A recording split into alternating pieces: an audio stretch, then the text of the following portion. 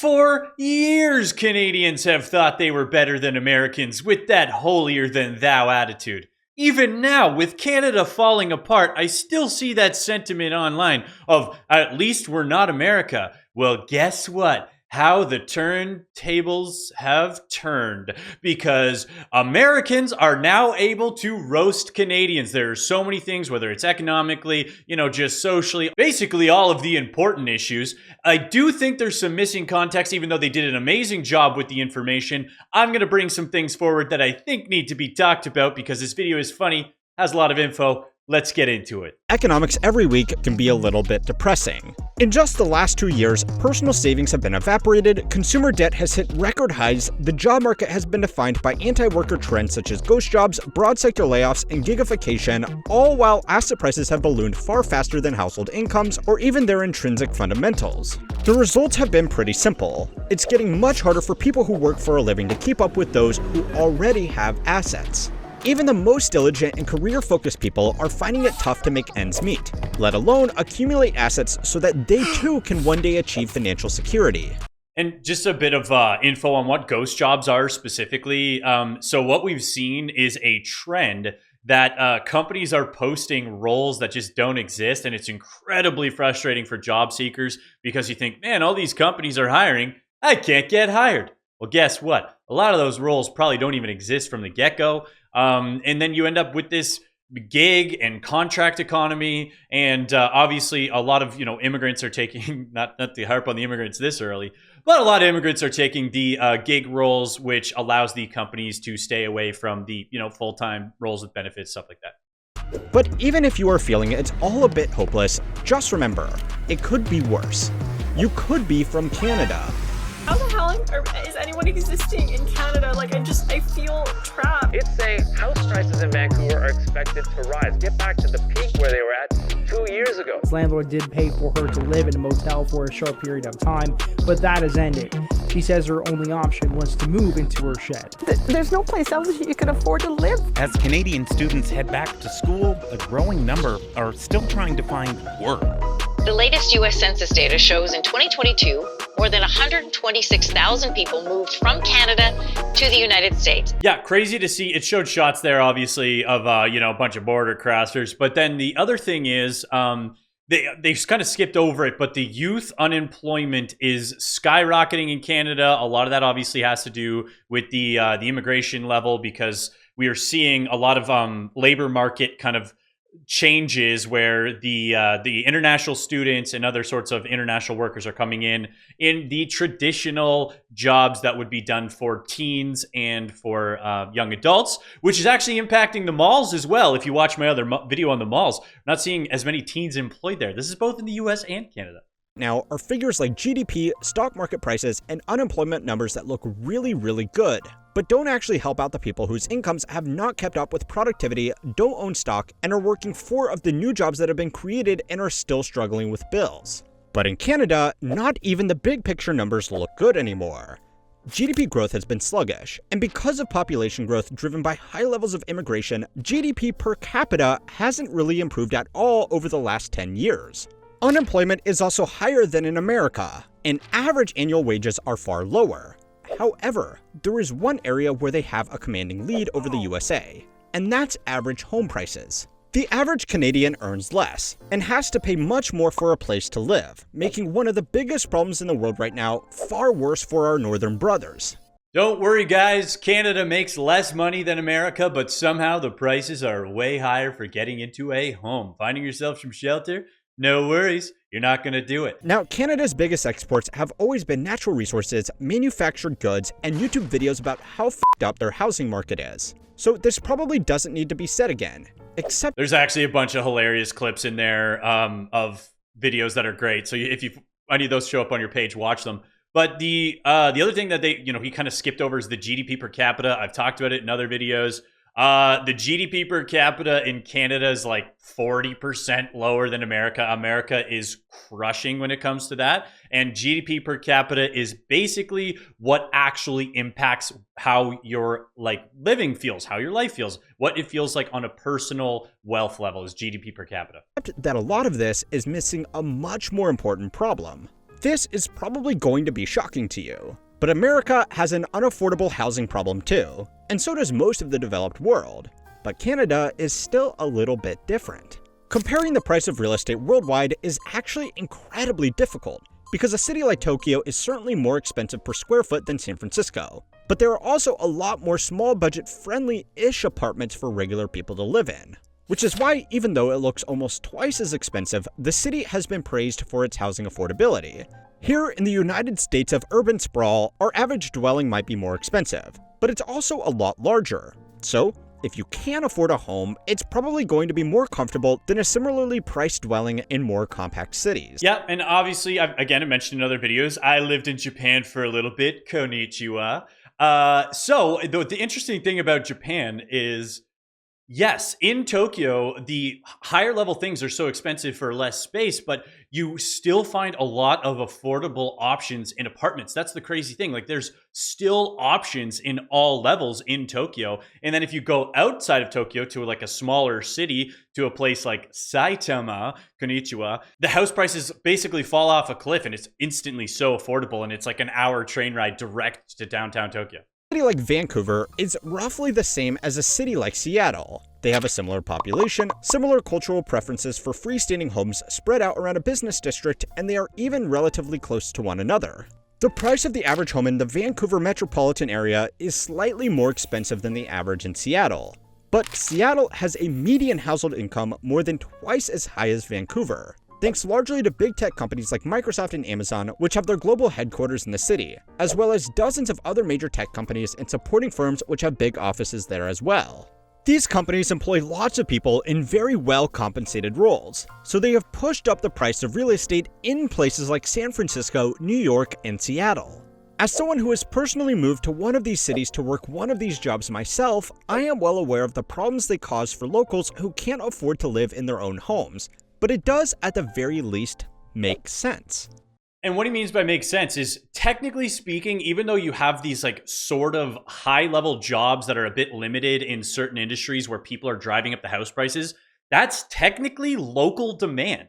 And that's local people in the community buying the places. The difference that is with a city like Vancouver is when people are going to buy a house there, they're buying it from China, from somewhere international, and that's not local demand, so then local people are priced out. People with good jobs can afford to pay higher rents, and since those high-paying jobs are only really available in a few cities, they become very expensive.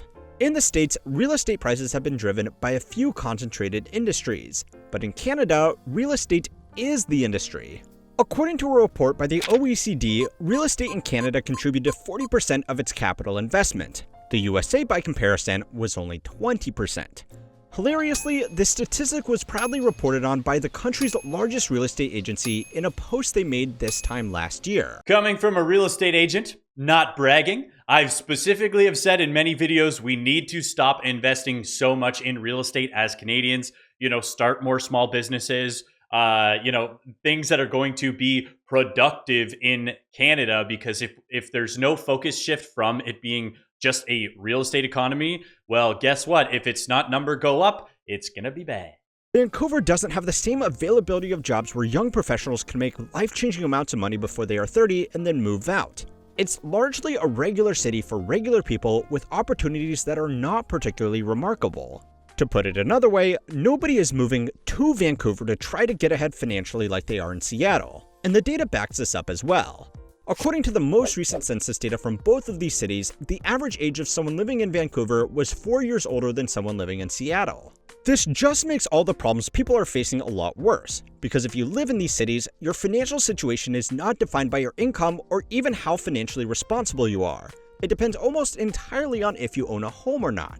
A renter who is a highly skilled professional with diligent savings and an investment plan is going to be financially crushed by someone with an average income and no financial discipline, simply because rent is so high and houses make more money than their inhabitants. In a city like Vancouver, you see a lot of 40-year-olds unmarried and childless. Big issue is they feel like they can't afford it because they're going, hey, I've got a roommate and I'm 40 years old. Move out of Vancouver. You're probably working a regular job that can be found in another city. Obviously I would prefer if people could afford to live in the city that they wanted to live in. That would be the best case scenario. So before you guys start freaking out saying, oh, so we just have to blah, blah, blah. If all you can do is impact your sphere of influence, we need Canadians to start having more kids. The Canadian real estate market is fucked up. You didn't need me to tell you that, but a lot of people leave it at just that. But hot take alert. Expensive real estate is not a problem if incomes keep up with prices.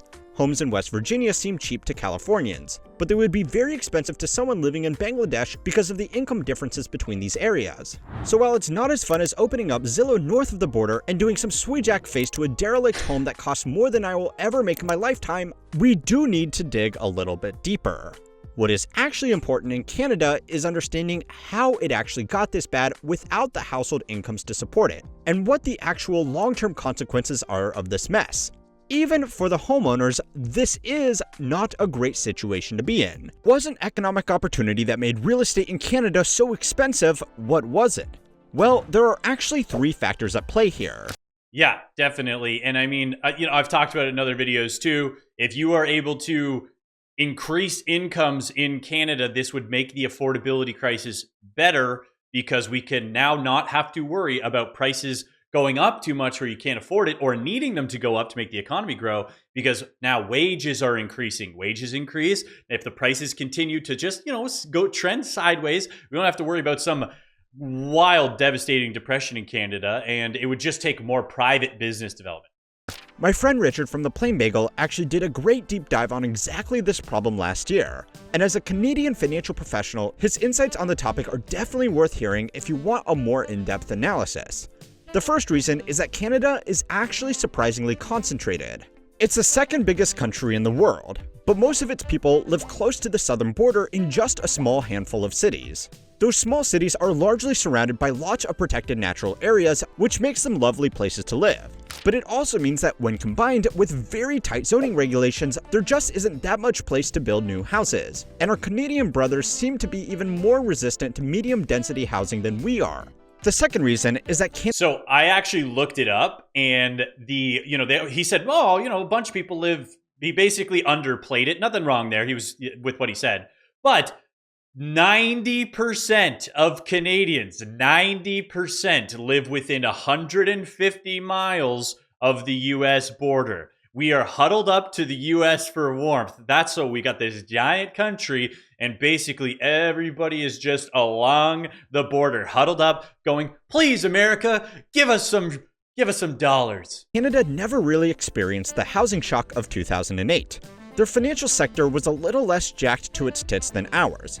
And they were helped a lot by resource exports to China, so as American real estate was experiencing a massive reset, Canadian property prices barely budged, and any losses were made back within just a few months.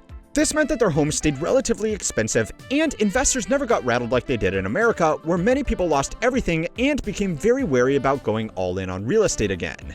The third reason is simply immigration. Canada welcomes about 1/5 as many immigrants into the country every year as the USA, but we have 8 times the population and a lot more cities to take everybody, and even some of the most pro-immigration pundits are admitting that even we are having problems. In Canada, migration is also a little bit different, because a higher share of new arrivals are already relatively wealthy people moving to the country who come through skilled or student visa programs. Yes, and so this is what's wrong with the number that he provided there when he said, Canadians have 1/5 of the immigration. That's not actually true, because see, this is the number of study permit holders. In 2022, 807,260. That number has grown. It was larger in 2023. So these numbers are not included in that 500,000. That's what the problem is. Americans, when you're just calculating the total data, you go, 500,000 versus X. This is, that's why it's similar.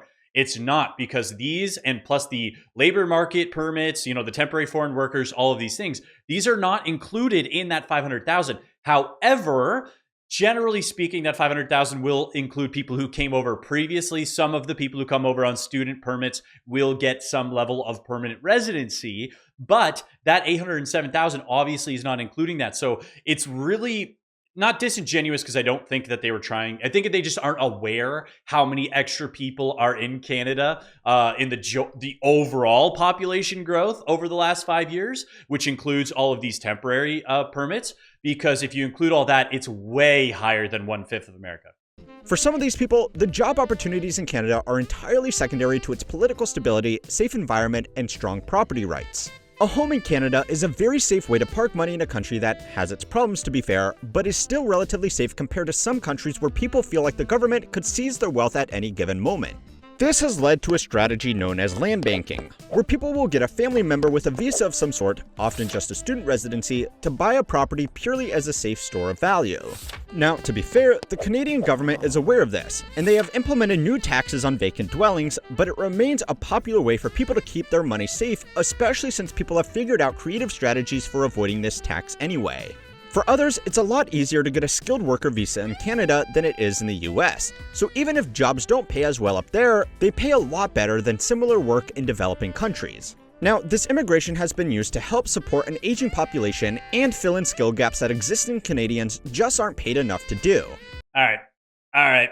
I hate the skill gap quote. People have been saying it all over the world. Oh, well, they're filling in because there's this skill gap. We need all these roles.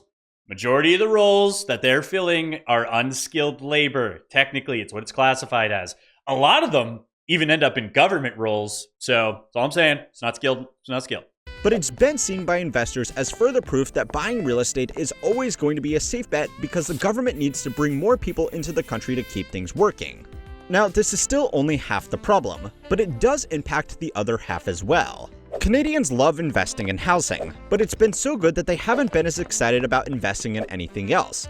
And when they do invest in actual businesses that generate cash flow, US-based companies have been more attractive than their own homegrown businesses. The entire combined market capitalization of the biggest listed companies in Canada is less than Apple, Microsoft, or Nvidia individually.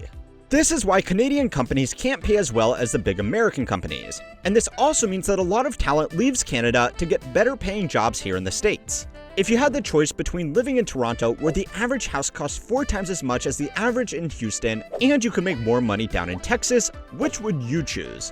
I'm actually asking. If you are Canadian, leave a comment down below. And that is true about the wages. The issue that I have with it, again, is they talk about like these skilled roles that can't be filled. But the problem is, obviously, with the levels of immigration we're having now, one job gets posted, it gets 300 applications, which hurts everybody, including the immigrants, because then the companies and the corporations are able to not invest in productivity. They're not investing in the actual individual workers. So we're seeing those numbers fall. And then it's like, oh, workers are less productive. We pay them less money. And then everybody makes less money. The local community does. The immigrants who thought they were going to get the job that's going to pay them better money, they don't. So the wages just stay suppressed because of these numbers.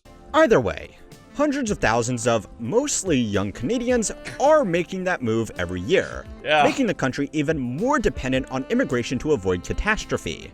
Even outside of attracting financing, starting a business is much harder in Canada because of generally less business-friendly regulations, a smaller domestic market, less talent, and the fact that commercial real estate is expensive too.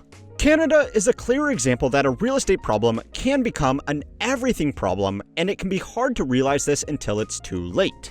Slowly letting down this house of cards without blowing up record levels of household debt is potentially going to last decades. Already, people are struggling because almost all mortgages in Canada are given on adjustable rates. Yep, which is true. And again, like when there's less money to go into the economy, so there's a couple things to break down there. Before I get into it, because we're talking about supporting small businesses, and I love supporting small businesses, this is not an ad. I am not getting paid. I use this product. It's called F-Bomb. Look at that. I get to do the focus stuff like a beauty influencer. Again, not an ad. I am not paid by these guys at all. But what I've noticed is it is an all-natural product. Again, I'm going to sound like such a freaking ad. But it's not. It's beef tallow. Again, let's beauty influencer it. And it's beef tallow. I'm using it right now. My skin's glowing. That's why I got this shine. I love it. I have really sensitive skin. I wanted to tell people about it. I'm going to link the website below. just so you guys can support it. They're using all local ingredients from what I can tell. And the owner seems pretty based, if I'm being honest. So please get some F-bomb if you need some new skin cream or if you're using beef tallow. Shout out to these guys. Which means that as rates have increased to combat inflation, the rates people are paying on their mortgages have also gone up considerably, even if they originally took on the mortgage when rates were low. Some mortgage repayments have doubled or tripled in the last 4 years, making it hard for a lot of families to afford much else besides the roof over their head. So yeah, Canada might make you feel better, but don't get too smug just yet. Here in America, we are not too far behind, and our lending standards are not as robust as Canada's. Canada is keeping their housing market afloat with the immigration fire hose. We are doing it with 1% down payment mortgages and corporate real estate investments. Our incomes may on average be higher, but that's pulled up by a lot of few extremely high-income earners in the concentrated industries that have made places like Seattle and San Francisco into what they are today. Unaffordable, gentrified hellscapes. The income floor in Canada for the people most hurt by unaffordable housing is higher, assuming they can find a job. So if we want to get technical, yes, the immigration fire hose is impacting real estate, but what we noticed when rates shot up, house prices did get impacted. So we had skyrocketing immigration during those years while we were seeing a bit of contraction in price. So yes, immigration has been a major impact, but also you cannot undermine the power of low interest rates and free money, which was as a result of the government mismanagement and then the fact that we don't invest in other types of businesses. But thank you for watching today's video, guys. Today's was awesome. I love this channel, How Money Works. I'm going to link their video down below as well. Check out the channel and have a great rest of your day.